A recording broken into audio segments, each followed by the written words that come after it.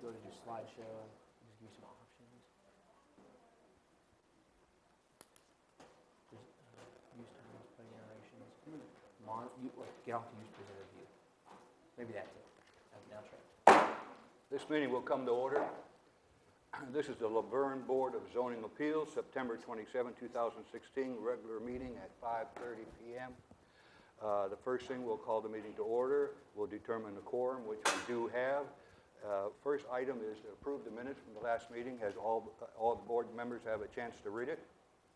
Jim, we have two minutes, I believe. 2 minutes, right? I'm going to accept the minutes of August the 30th for the special meeting. All right. Second. It has been moved and seconded to approve the special meeting that we had on August 30th.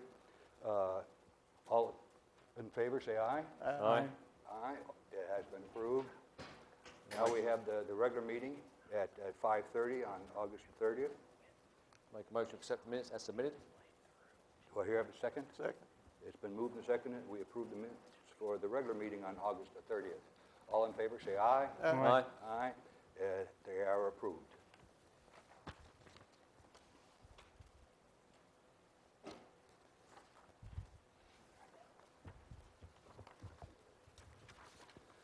Okay, the first order of business tonight, new business, is an accessory structure variance requested by Cheryl and Jerry Rogers, property located at 177 Hazelwood Lane, R1 Low Density Residential Zoning District, parcel owned by Cheryl and Jerry Rogers.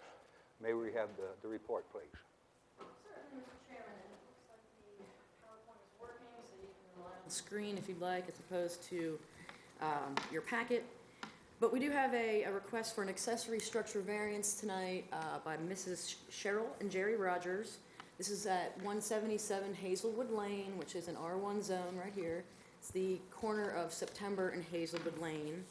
They are asking for an accessory structure variance to allow them to construct an overhang on their existing garage. There's the property. You can see they have a 30 by 30 garage here, and then their home is 1,920 square feet. It was built in 1961. This is the Tipperary Heights subdivision. They own several antique cars, and they were informed by their insurance agent that their cars cannot qualify for antique insurance if they're not stored in an enclosed, lockable area. So they have converted their garage to that purpose for the cars. And by doing that, they have no place to put their motorboat. So you can kind of see, there's the boat right here. They have just, you can read the justification letter in your packet. They have just spent a good deal of investment on this boat, and they want to keep it out of the elements. So again, they're asking to build a 480 square foot overhang at the western side of the garage to allow them to put the boat under the overhang. The 480 square feet is going to put them over the limit for accessory structures. You're allowed to have half of the principal use be used for accessory, and because they have 1,900 square feet, they're allowed to have 960 accessory structure square feet. So this will put them 420 square feet over the allowable amount. Now this, the structure, as you can see, it's going to actually be open. It's going to come out 16 feet. They propose to have a brown metal roof to match the garage, and it's going to have brown posts that go into the gravel for appropriate drainage. Even though it's not fully enclosed, it still counts as accessory structure, however. And the total square feet, if they are allowed to have this variance, will still put them under the maximum of 1,500 square feet. Now, we've got some other, there's some other properties in the vicinity that, well, it's difficult to see, but their neighbor immediately to the east has an accessory structure that's at least as large as their house. And a couple of the properties on Hazelwood are in the exact same situation. Again, this subdivision was from the 60s, well before zoning regulations, and certainly well before any restrictions were added on to regulate accessory structure sizes. That came in the late 2000s. And the sign's been up on the property for close to 2 weeks now, and I have not actually received one phone call of inquiry. Both Jerry and Cheryl Rogers are here if you have any questions. Anybody have any questions? Kristen? I do have a couple of questions regarding drainage. Can you bring the applicant up, please? Invite the applicant up to answer some questions. Yes, either Jerry or Cheryl, could you go ahead and come up to the podium, please? Raise your right hand, please. You swear to tell the truth, the whole truth, and nothing but the truth, so help you God. I do. State your name and address for the record, please. Cheryl Rogers, 177 Hazelwood Lane here in Laverne, Tennessee. Thank you. You heard the city planner's report. You have any comments about it? No, we're just trying to put an overhang off the side of the garage in order to put the boat underneath it. We've spent several thousands of dollars trying to rebuild a motor on the inside because it being out in the cold and stuff. But during the summer and the winter, we have a lot of hail coming through, and we've had some damage. So that's all been repaired. So as long as the boat's on the side and the cars are inside, we're good. And I've got some pictures that I gave her, and I think they're in your package there, that shows it's not a business being out of the garage. It's just a large garage, and that's where it was when we bought it. You have 4 bays that you anticipate, is that right? On this, No, I thought- just one. Just one for the boat, that's all. Just addition, this. The addition. Just the Yeah. addition. Okay. Oh, yeah, Yeah, the that's addition it. there, just to put the boat under, that's all that's going there. Because the 3 cars will fit inside the garage. Okay. And I think we put some pictures in there where you could see the actual inside of the garage to see that it would hold 3. Okay. Board members have questions? Yeah, just a couple of questions. So the existing garage, the drainage runs off that side of the roof. Is that going to run immediately onto the new addition, or are you going to have a gutter remain on the existing garage and add a new one that drains down on the one side of the new addition? We can put gutters around the side. We hadn't thought about that. We were just trying to get past the roof, No, honestly. I'm not talking about the size. I'm talking Okay. about the existing garage. Uh-huh. Is there a gutter on there presently? Nope, but we can add them very easily. So my question, now that's not a problem at the gut. My question is, will the new addition go underneath so the water will run off onto the one? Yes, yes, it goes up underneath it. Yes, it will go underneath it. And around that garage, I don't know if one of the pictures shows it, there's about 1.5 feet of gravel all the way around it. We did that just for drainage and stuff.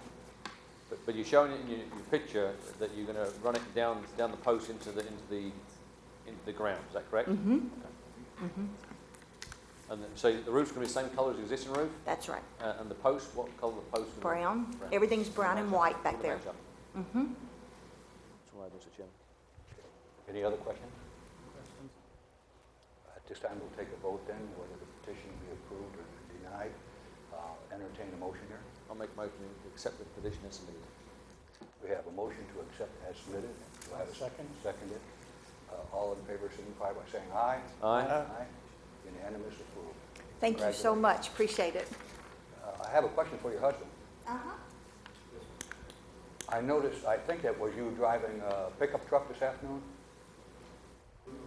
Yeah, I was parked over there today taking a look at the property, and I noticed a black pickup truck going around the block twice. And after it made its second around, a truck pulled into the driveway, so I figured that was you. You must have a nice communication within the community. Well, it wasn't me. Oh. You better work on the communication. Thank you. Okay. Thank you.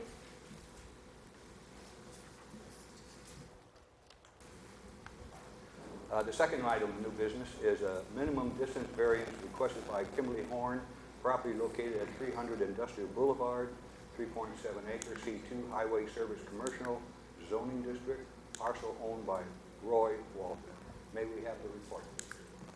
Certainly, Mr. Chairman. This is a request for an approval of a variance from the minimum distance requirement for mini storage facilities in the C2 Highway Service Commercial Zoning District. As you can see in the C2, item number 25, self-storage warehousing has to be 220 feet from any road frontage. Kimberly Horn's client has identified the site at Industrial Boulevard, just west of the quarry property. This is owned by Roy Waldron.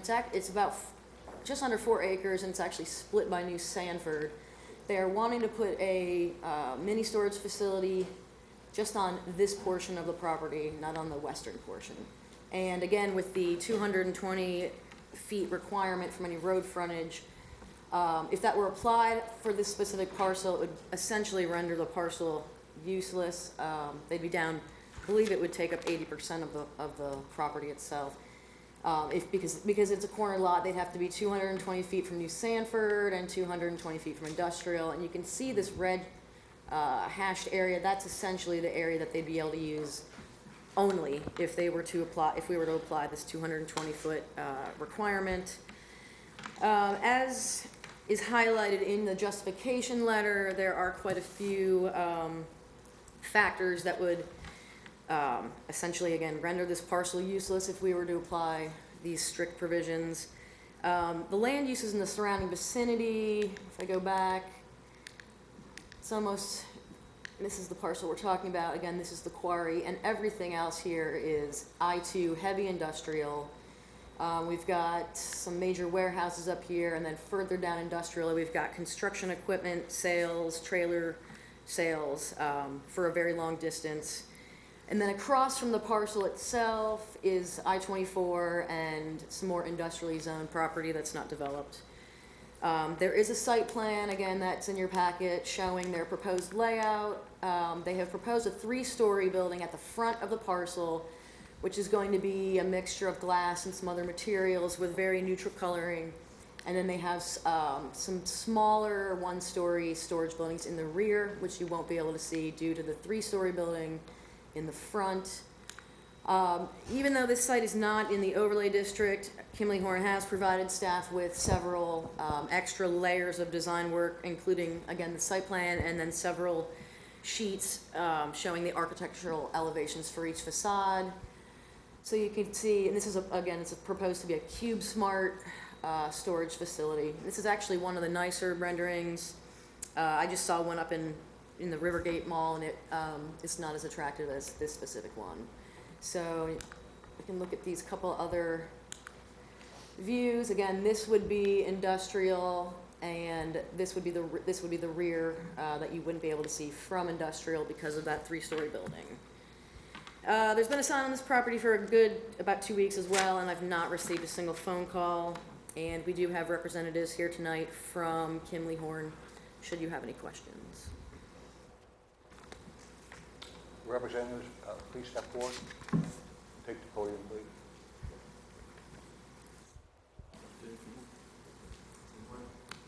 Good evening, Chairman.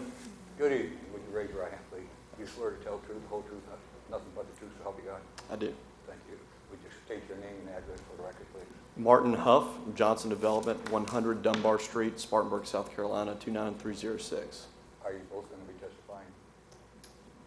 If necessary. If necessary. Okay. Would you raise your right hand, please? You swear to tell the whole truth, nothing but the truth, so help you God? I do. State your name and address for the record, please. Philip Neal at 1350 Rosa Parks Boulevard, apartment 465, Nashville, Tennessee. Thank you so much. You heard the city planner's report. Do you have any comments about it?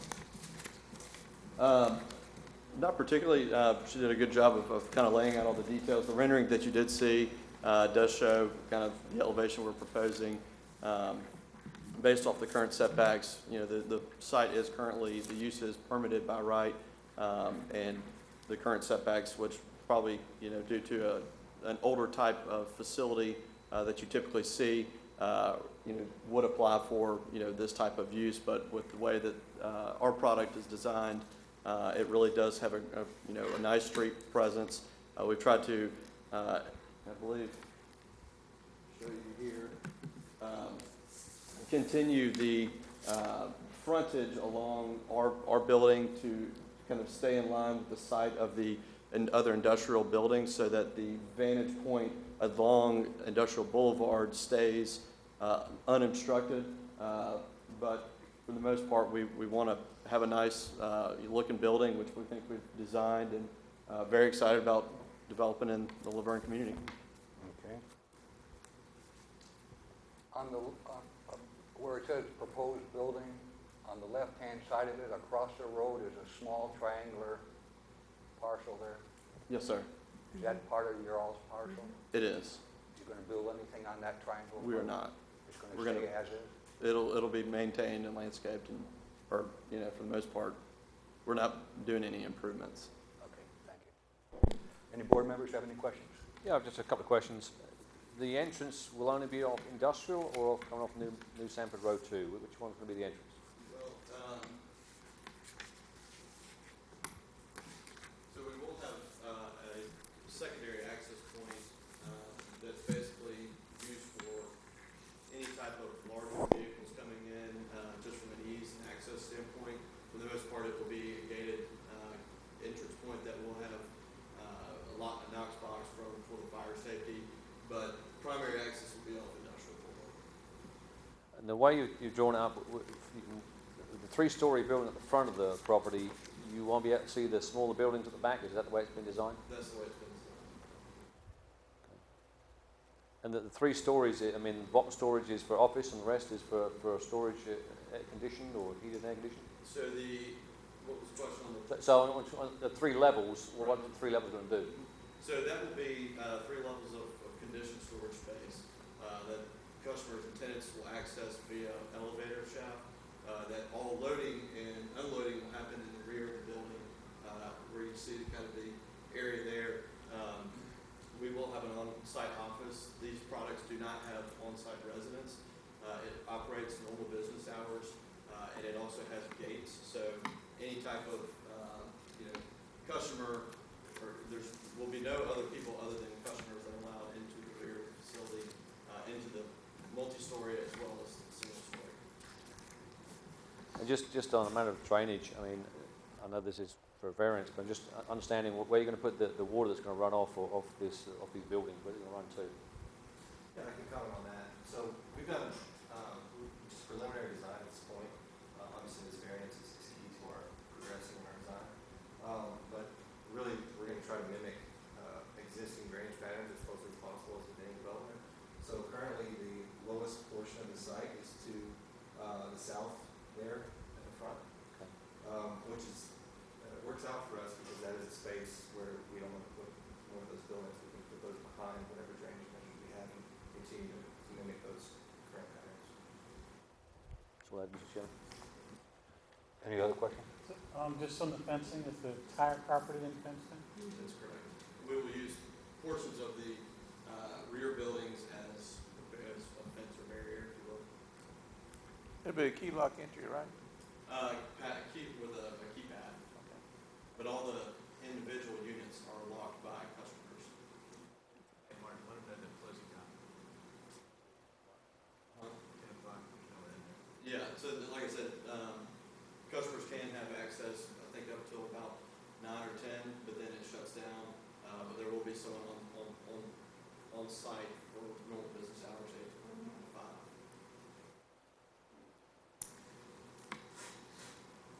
Are there any other questions? No other questions? We can help store antique cars too. I'll entertain a motion to either approve or deny the petition. Make a motion to accept the variance as submitted. Do I have a second? Second. It's been moved and seconded to approve the petition. We'll take a voice vote. Mr. Goodwin? Aye. Aye. Aye. Unanimous aye. Congratulations. Thank you, Mr. Chairman. That was the only other item of business today. Since there is no other items of business, this meeting is now adjourned.